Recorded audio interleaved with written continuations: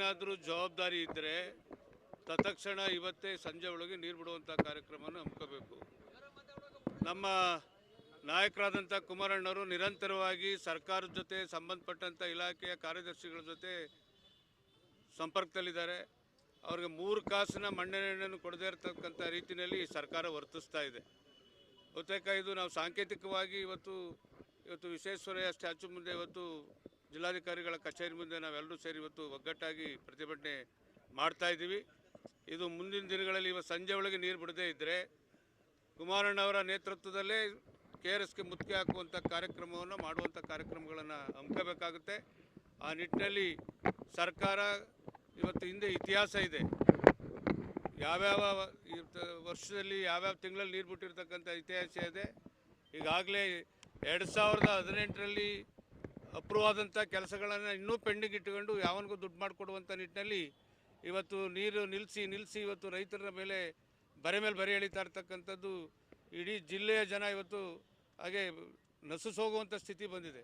ಆ ನಿಟ್ಟಿನಲ್ಲಿ ಈ ತಕ್ಷಣ ನೀರು ಬಿಡುವಂಥ ಕೆಲಸವನ್ನು ಇವತ್ತು ಮಾಡದೇ ಇದ್ದರೆ ಉಗ್ರವಾದಂಥ ಹೋರಾಟವನ್ನು ನಮ್ಮ ಪಕ್ಷದ ವತಿಯಿಂದ ಹಮ್ಮಿಕೊಳ್ತೀವಿ ಅಂತಕ್ಕಂಥ ಮಾತನ್ನು ಹೇಳಿಕ್ಕೆ ಬಯಸ್ತೀವಿ.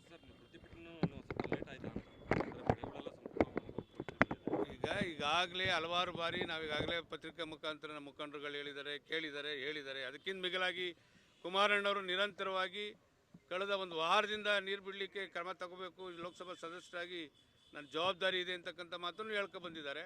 ಆದರೆ ಎಲ್ಲೋ ಒಂದು ಕಡೆ ಈ ಮಂಡ್ಯ ಜಿಲ್ಲೆಯ ಜನಕ್ಕೆ ಬುದ್ಧಿ ಕಲಿಸ್ಬೇಕು ಅನ್ನೋ ನಿಟ್ಟಿನಲ್ಲಿ ಸರ್ಕಾರ ಯೋಚನೆ ಮಾಡಿದಾಗಿದೆ. ಇದಕ್ಕೆ ತಕ್ಕ ಉತ್ತರವನ್ನು ನಮ್ಮ ಜಿಲ್ಲೆಯ ಜನ ಕೊಡ್ತಾರೆ ಅಂತಕ್ಕಂಥ ಮಾತನ್ನು ಹೇಳಿಕ್ಕೆ ಬಯಸ್ತೇವೆ. ಅದಕ್ಕೆ ಕಣ್ಣು ಕಿವಿ ಇದ್ದಿದ್ರೆ ಕೇಳಿಸ್ಕೊತಾ ಇದ್ರು, ನೋಡ್ತಾ ಇದ್ರು.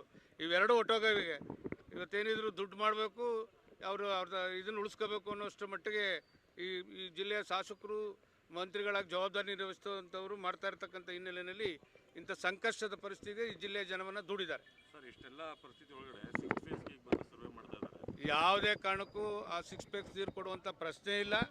ಮೊದಲು ನನ್ನ ಜಿಲ್ಲೆಯ ಜನಕ್ಕೆ ನೀರು ಹರಿಸುವಂಥ ಕೆಲಸ ಮಾಡಿ ಸಂತೃಪ್ತಿಯಾಗಿ ಮೊದಲು ರೈತರಿಗೆ ನೀರು ಕೊಡುವಂಥ ಕೆಲಸ ಮಾಡಲಿ.